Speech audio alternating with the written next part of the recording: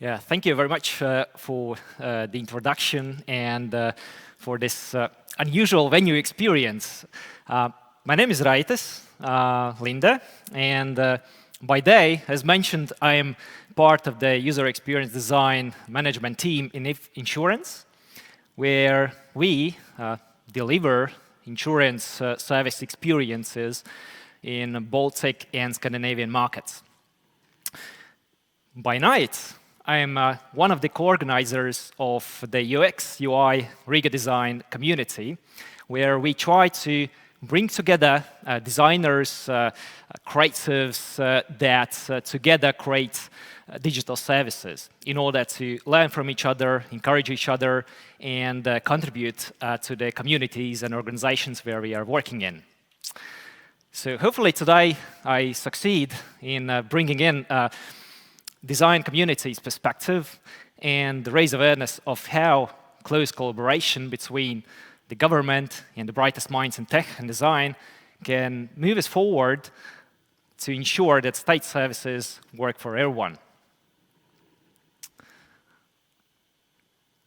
Let's take a look at these photos. These are some of the photos posted by the members of UX UI Riga community.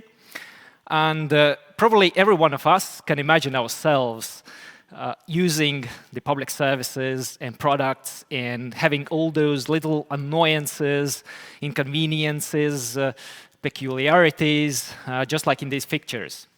Let's take a look at the left-hand side on this peculiar target, where, as the member who posted it mentioned, that it's vital not to miss the target in this context. We can also notice something interesting on the upper right corner, where the peculiar placement of the signage is no doubt targeted at a specific audience, like toddlers and pets, probably.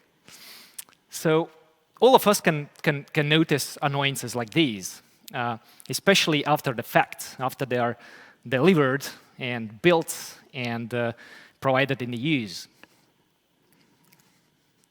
A bit more proactive approach, how communities can help through various initiatives is, for instance, in this case, the master students of Art Academy of Latvia, who, in collaboration with the European Parliament office in Latvia, were looking for ways how to encourage the voter participation. Another example that comes into mind is a collaboration between various tech partners and government institutions and other initiative members in order to create a solution for finding out if you have been exposed to COVID-19.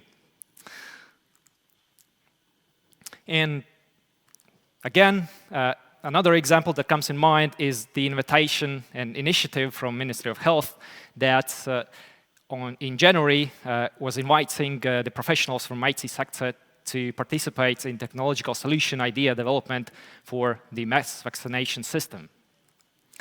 And of course, we can mention the various state organizations like Innovation Laboratory here locally, as well as organizations abroad like X-Mind in Denmark and our Riga Technical University Design Factory that provide a catalyst where members of society can contribute to the services. And last but not least, we can observe how voluntary creative communities are contributing into improving the quality of the public services, be it in public or in private sector. Like from some examples I can mention is Riga Tech Girls, UX UI Riga, that are activating the members of society to create together. And of course, you can mention organizations abroad. Beyond Latvia, like Center for Civic Design, that for a long period of time has contributed the knowledge, expertise, and effort to improve the voter experience during elections. Like in this case, for instance, by looking at the front lines in the department of motor vehicles and ensuring that the data that people share can properly be used for electing them into the voting registration. So what those examples impose is that democracy is a design problem. If you want to ensure the voter participation or engagement into other forms of civic life, then there is a need to tackle important challenges like trust, like usability, like aesthetics, and of course, providing the means of various members of society to express themselves in a way that's useful in decision making.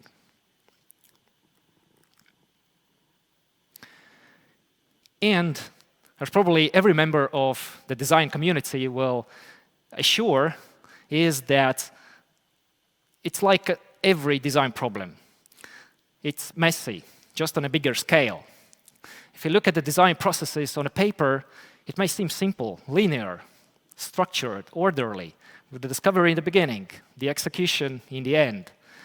What we see in the design process in reality, small or big, is that it's much more messy. It's discovery, it's execution, it's discovery again, execution, and so back and so forth. And there are those gaps of discovery where the communities and volunteers can contribute with their energy, with their expertise, with their knowledge, with their passion, with their feedback, if it's properly used and properly managed effectively. So this imposes a big challenge, how to tap into the big energy of the communities and volunteers, and how to ensure that it's not overwhelming, but it's structured in a way that can be used later in improving the state services. How can design and tech community be involved? In this regard, I find Danny Vigil's from Travelport depiction, end-to-end product design process depiction, very consumable in terms of that the complex enterprise design process has been squeezed and put into digestible form on a one-pager. And what it shows different parts where there is a potential for communities and volunteers to contribute their creativity in regards to state service improvements. We can talk about ideas, right? Ideas from the communities, from the end users, from us who are using the public services on a daily basis. Tapping into this knowledge pool can ensure that the ideas that are being pushed forward are having the roots into reality. And we can see various examples how both private companies and state institutions are utilizing that. We can take a look at the Lego as a famous example that works with its customer community and lets it influence the product lines. We can see many attempts of the citizens, of the inhabitants to contribute with their feedback on social media or other sources that can be tapped into. Secondly, we can talk about validation.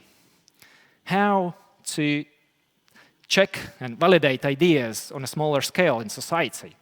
We can observe, for instance, what happened when in the beginnings of mass vaccination system, where the vaccination points were kept to the minimum to make the processes smoother until they were scaled.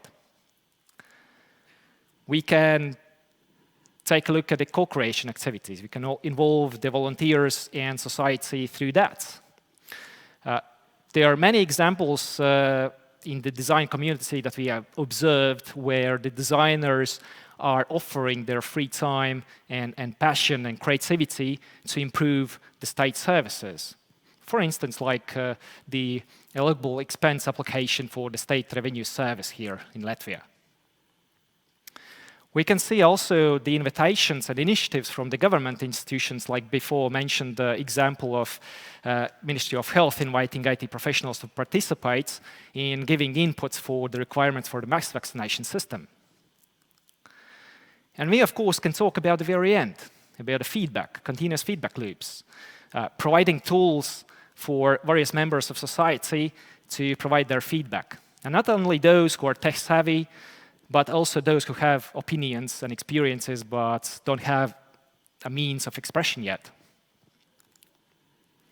The point is that everyone can have something to offer in design process.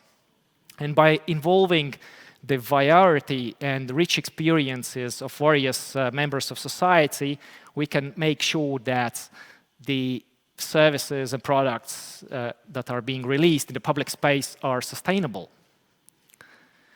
with the condition that they are appropriate tools with which the members of society can express themselves effectively. And there are various levels how people can be involved in creative processes. We can listen to what they say, what they think. Sometimes they share an honest opinion, sometimes they don't. We can observe how they are using various services and learn from that, what works and what doesn't. And we can involve with all their senses into the creative process to really tap into what they know, what they feel, what they really aspire for. And this particular part is very interesting in terms of that it provides the tools and processes for the members of society to provide really useful information that can be used in improving state services. But for that, there needs to be a catalyst, and there need to be tools for expression. It doesn't happen automatically. I can mention probably many examples from the industry. One of the closest ones is from the company where I work at, particularly in Finland, called If Kehittäjät, sorry for my Finnish, which is a community that consists of more than 2,000 members who have signed up voluntarily and who are motivated by the opportunity to influence the If insurance product and service development. And through tools like Lean Lab, the members of this community are being involved into various co-creation activities, like starting from simple activities like sharing a feedback for new product lines and ending with participation into idea generation activities. Hackathons. Hackathons as means to involve society on a creative level. I'm sure in every country we see hackathons. Latvia is not an exception. Companies like Helve or communities like WinHackers and others are organizing hackathons as a catalyst for the members of society to participate and contribute the valuable knowledge and expertise in tackling difficult and wicked challenges that are important for the society, starting from improving the media scene to solving the crisis, the epidemiological crisis that we are in. And zooming in, one of such volunteer communities of volunteers is UX UI Riga community that I'm also part of, which has been founded a couple of years ago, revived last year, with a mission to unite designers and provide a space for them to meet and work together.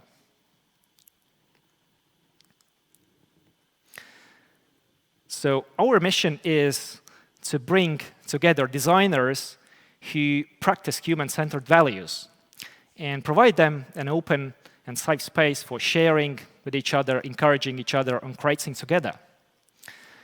In order to improve the design literacy in the organizations and communities where we are living in and working in.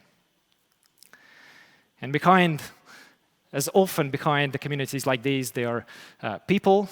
In this case, we are 6 people from various companies like that, like If Insurance, like Beyond UX, who are providing their free time to make sure that this creative space works. And we really believe in raising design literacy in society through various practical events and happenings and discussion panels, because in that way, designers around us in our society can equip others with the tools for creative expression, and in that way provide valuable information that can help to improve public and private services. And one stream of joy lately that has happened is the signals about government and community readiness to collaborate, which manifests itself as Designathorn, as we call it, for tackling a very hairy and challenging issue of digital health. And this Designathorn is planned in June 11 to 13, mobilizing designers in collaboration with the partners like Helve and Ministry of Health, where the aim is to push forward, at least for an inch, issues and challenges like collaboration between general practitioners and patients and screening and early diagnosis in terms of technology, how technology and design can support this. So, my wish for all of us today and tomorrow and after tomorrow is to see how we as companies, how we as volunteers, how we as government institutions can collaborate together and leverage the power of communities and volunteers to tap into different sources of experiences and variety in order to improve the end user's perspective. And as we know, especially when it comes to state services, the end user base is very broad. So is their experiences, so is the richness of their needs. So thank you very much for today.